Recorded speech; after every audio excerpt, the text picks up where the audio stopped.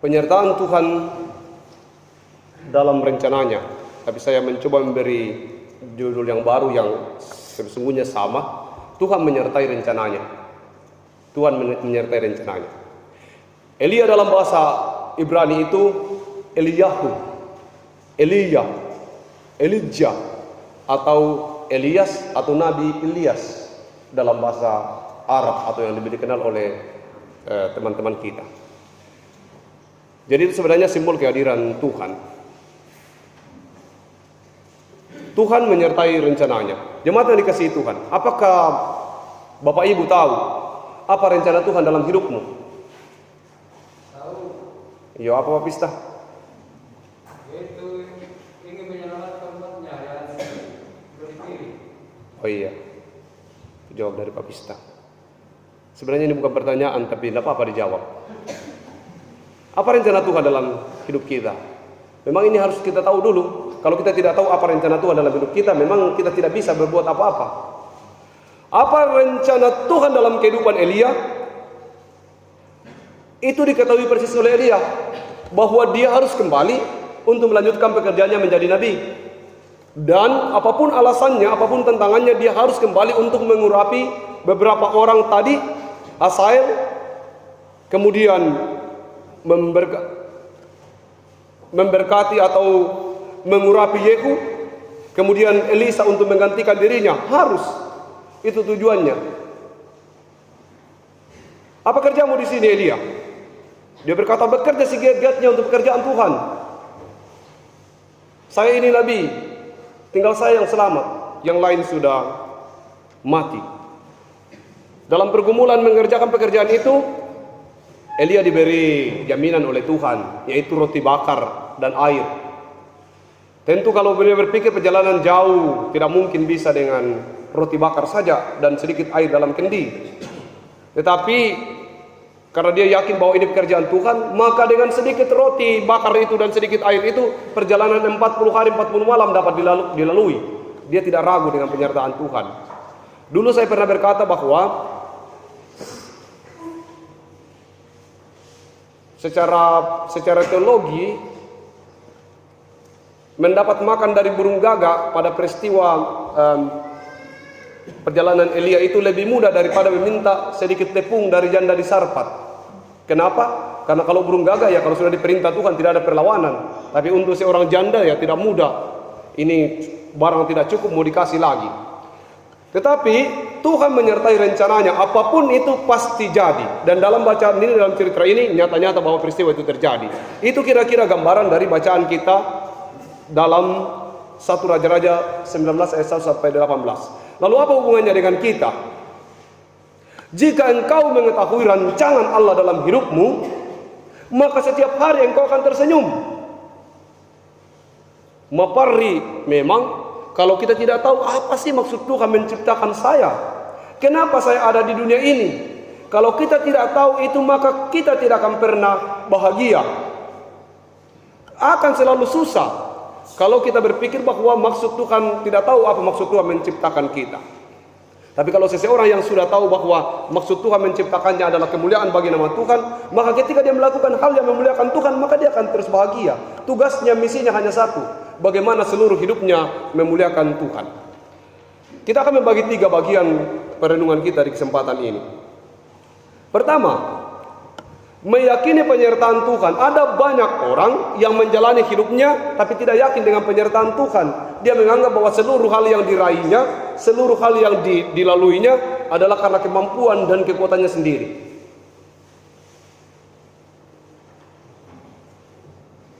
Di tengah kondisi sulitlah orang-orang percaya makin bertumbuh imannya.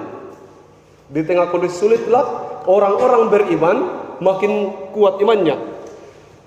Ada banyak orang katakan, saya begini, akhirnya saya harus meninggalkan iman saya karena keadaan begini. Tidak bisa, kasihan saya. Deddy Corbuzier dalam wawancaranya dengan Hotman Paris di Hotman Paris Show ditanya, Deddy Corbuzier ini, bukan Deddy Trisno, kenapa, apa alasan dasar Anda pindah agama? Alasan dasar. Dia jawab begini, alasan dasar adalah, ada beberapa alasan, tapi alasan dasar adalah karena 99% teman saya adalah orang yang beragama lain. 99%. Justru seharusnya disitulah sebuah iman diuji. Di tengah 99% itu.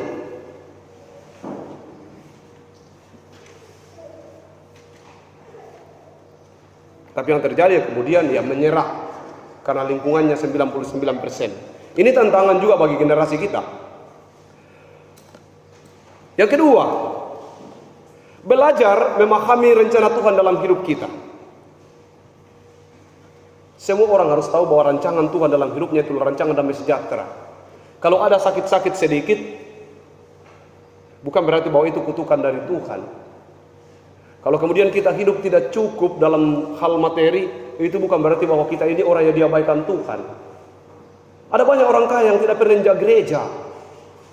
Jadi kekayaan itu bukan didapatkan di gereja.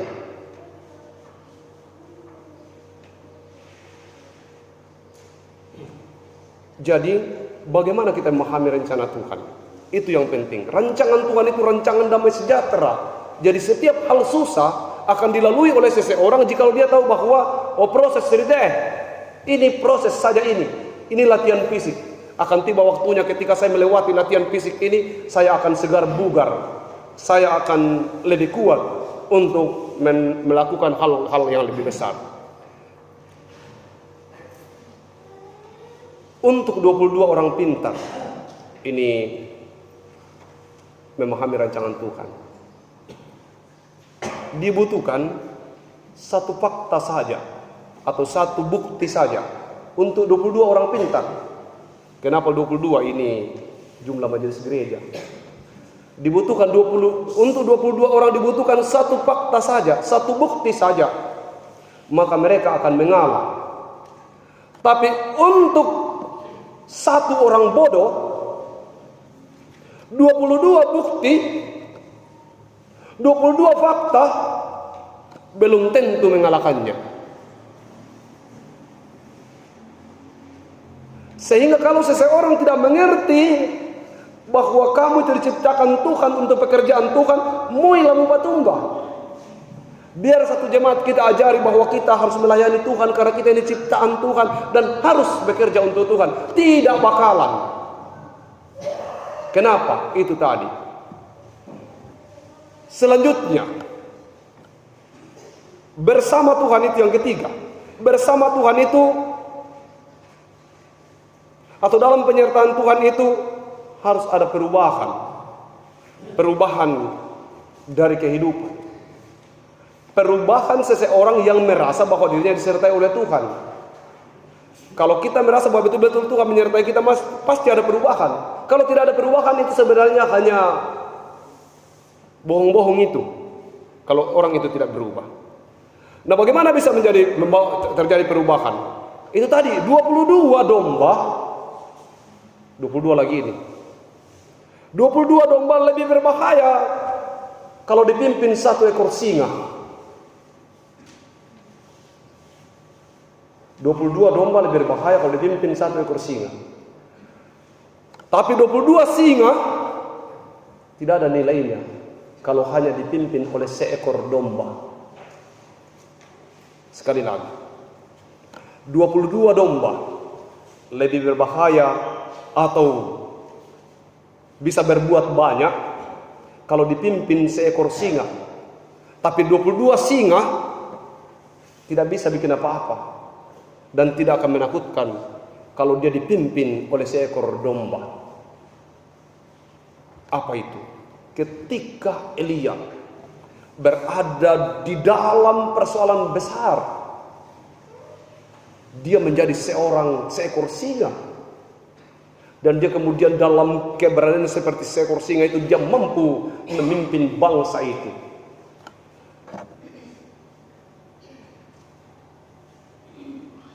Jika engkau menjadi pendeta, karena ini ada hubungannya dengan penyertaan Tuhan.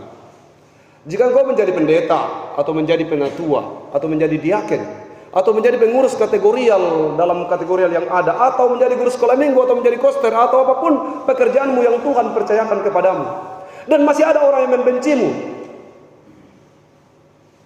jangan menyerah. Dan masih ada orang yang tidak menyukaimu padahal engkau sudah mengerjakan pekerjaan Tuhan, jangan menyerah. Buat dia malu kelak. Karena biar Anda berhenti menjadi pendeta, berhenti menjadi diaken, berhenti menjadi penatua, berhenti menjadi guru sekolah minggu, berhenti menjadi pengurus kategorial, dan menjadi penjual es, masih akan ada orang yang membencimu. Siapa? Siapa yang benci penjual es? Tidak ada. Dijawab ini Bapak, pertanyaan ini. Siapa yang benci penjual es? Ibu-ibu yang tidak punya uang. Ini sudah penjual es, masih ada juga yang tidak menyukainya. Jadi hidup ini memang perlu perjuangan. Kalau Anda mengerjakan pekerjaan Tuhan, percayalah bahwa Tuhan hadir dalam rancangannya. Memang tidak mudah dan tidak gampang, tapi kita kalau mengerjakan tugas-tugas itu akan diperhadapkan terhadap kesulitan-kesulitan. Harus seperti Elia. Memang mungkin sering kita akan berkata, laku akan deh, karang asusinde. Saya sudah capek begini dan begitu. Sudah. Untuk apa ini? Elia pun juga pernah mengatakan seperti itu. Tuhan, ambil saja nyawaku. Tapi kemudian firman Tuhan kali ini memberi kita kekuatan bahwa Tuhan menyertai rencananya. Untuk itu kalau kita bekerja dalam rencana Tuhan, kita sedang melayani Tuhan, kerjakan terus. Akan ada masalah, akan ada tantangan, tapi jangan pernah berhenti di situ. Tuhan hadir dalam rencananya. Mulai rasakan bahwa bagaimana Tuhan hadir dalam rencananya. Sekarang ini, kemarin untuk menjadi orang-orang yang bekerja dalam rencana Tuhan, kita perlu perisai. Kemarin di kebaktian rumah tangga kita mendiskusikan bagaimana itu perisai. Lalu kemudian dalam diskusi itu berkembang bahwa tantangan terbesar kita adalah teknologi. Benar. Tapi tidak boleh kita berkata sama anak-anak kita jangan pegang HP. Justru kalau tantangan kita adalah teknologi, belikan HP anak-anak. Kalau tantangan kita teknologi, maka setiap orang tua wajib mempunyai Facebook. Harus mempunyai YouTube atau TikTok. Kenapa? Bukan kita berkata tidak boleh anakku, tidak boleh, bukan begitu. Yang harus kita kerjakan adalah menjadi bagian dari teknologi itu sendiri. Anak punya Facebook, bapak punya Facebook, maka dia menjadi fungsi kontrol. Kita berteman di Facebook, apa yang posting anakku? Bagaimana perkembangan TikToknya? Tidak bisa kita berkata tidak boleh, malah harusnya kita membelikan dia HP yang canggih kalau kita bisa. Dan memang sudah waktunya sekarang bahwa anak-anak kita harus difasilitasi untuk itu, karena itulah dunianya. Pak Terry kemarin bilang, bagus sekali Pak Pendeta, seandainya dulu itu kita sudah punya HP, maka disimpan dulu bagaimana proses bergereja, bagaimana proses sakitnya di sini, merotan dan seterusnya. Saya bilang itu penting juga, karena itu sejarah. Tapi orang tua yang baik, gereja yang baik adalah gereja yang mengajak generasinya melihat 2025 50. Kita harus begitu sekarang. Tantangan terbesar kita adalah zaman. Tapi kita tidak boleh berkata, aku tidak mau masuk dalam zaman ini, lalu kemudian ingin kembali kepada zaman yang dulu. Itu tidak mungkin. Kita harus percaya bahwa Tuhan menyertai kita dalam perjalanan zaman ini. Bukan lagi nabi-nabi palsu yang kita hadapi. Bukan lagi raja yang akan membunuh, bukan lagi Ahab, tetapi tadi teknologi dan perkembangan-perkembangan di luar sana. Kalau di luar sana kita bertemu dengan 99 orang berkeyakinan lain, lalu kemudian dari Corbusier berkata, itulah alasan saya pindah, maka kita juga sedang ada di ambang itu. Kita sedang ada di dalam kondisi itu. Di luar sana ada 99 orang lain. Lalu apa kita harus berkata jangan bergaul dengan 99 itu? Tidak. Bekali generasi kita. Mari kita bersama-sama. Dalam diskusi kemarin juga yang cukup serius dikatakan begini. Akhir ini Pak Bista bilang, akhir ini pembinaan kurang. Saya bilang betul. Kita buat GCA. Kita buat ibadah, rencana buat ibadah lansia, kita buat pasutri, kita buat kegiatan-kegiatan pemuda, dan berbagai kegiatan-kegiatan yang lain. Itu bagian dari pembinaan yang dalam era baru. Saya juga kemudian berkata begini, mungkin jemaat bilang, tidak ada lagi pembinaan dari Pendeta Pasma. Setiap pagi saya membuat renungan, kecuali hari Minggu. Lalu kemudian saya bagikan, saya posting. Yang tidak punya pulsa bisa baca di Messenger saja. Tanya kepada anak-anak kita yang sudah punya HP, apakah kamu baca renungan yang dikirim oleh orang lain? Tidak usah dari Pendeta Pasma kalau kita tidak senang dengan renungannya. Ke pendeta lain sajalah. Tapi kan kita tidak pernah mengontrol itu. Kita mengizinkan anak-anak kita lalu katakan, dah mau HP liu. Tidak begitu, bukan lagi zamannya sekarang. Justru dituntun dia menggunakan HP dengan cara yang benar. Apakah di HP-nya ada Alkitab? Kalau yang lain bisa ada, kenapa Alkitab tidak bisa ada? Kalau dia bisa berteman dengan orang-orang lain. Saya selalu berkata kepada pemuda, tunjukkan kepadaku dengan siapa engkau berteman sekarang. Maka saya bisa menceritakan kepadamu bagaimana masa depanmu kelak. Kalau di seluruh teman TikTokmu itu hanya dia bicara kotor saja, yakinkan saya, bagaimana Anda menjadi berkat di dalamnya. Tapi kalau teman-teman TikToknya itu, teman-teman Facebooknya itu adalah orang-orang yang kemudian memposting hal-hal yang memberi berkat, yakinkan saya, bagaimana kamu bisa menjadi jahat? Kalau engkau bangun pagi dan membaca Tuhan adalah gembalaku, takkan kekurangan aku. Hari ini tidak boleh aku lalui di luar dari penyertaan Tuhan. Bagaimana mungkin engkau berbuat jahat? Kalau bangun pagi engkau membuka HP-mu lalu kemudian firman Tuhan yang menyirami kehidupanmu. Tapi kalau kau bangun pagi-pagi lalu buka, selamat pagi dunia tipu-tipu. Selamat pagi para pecundang, selamat pagi para penjahat. Betapa semangat pagi menjadi tak berarti. Tuhan menyertai kita dalam rencananya. Rancangan terbesar bagi kita adalah rancangan damai sejahtera. Mari kita sekarang dipanggil untuk melayani Tuhan di tengah dunia yang makin modern. Tantangan kita bukan lagi Ahab atau nabi-nabi palsu yang lain. Tantangan kita adalah teknologi dan kemajuan zaman. Mari kita menjadi orang tua yang baik. Tanggal 5 saya ditanya guru sekolah minggu, Pak Pendeta, siap melayani hore ibadah padang di Tumbu sekolah minggu. Saya bilang siap, tapi siap terima temanya. Mama aku Kristen tapi gaptek. Mama aku Kristen tapi gaptek. Gagap teknologi maksudnya, tidak tahu menggunakan teknologi. Anak-anak ini akan tumbuh ke sana. Semoga kiranya Bapak firman Tuhan hari ini meyakinkan kita bahwa dunia sekarang ini menjadi tantangan kita. Apa yang harus kita buat? Mari kita cerdaskan anak-anak kita. 99 orang di luar dan berkeyakinan yang berbeda. Bukan kita katakan jangan keluar, tapi kita persiapkan mereka untuk keluar.